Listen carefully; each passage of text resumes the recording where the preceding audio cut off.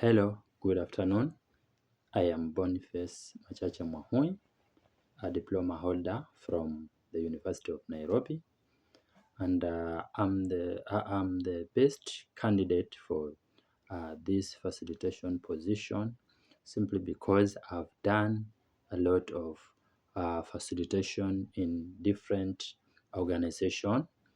One of the organization which I did a facilitation is that Pathfinder International, where I was facilitating a program which was dealing with the young mothers and adolescent girls.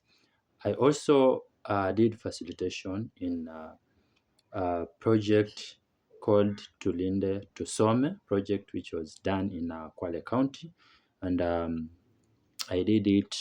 It was under Plan International, and I did facilitate.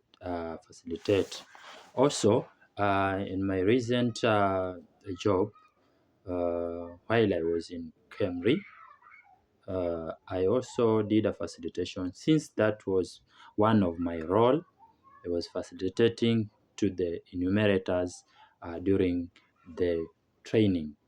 Also, I have the experience because I've been a teacher for 1 year.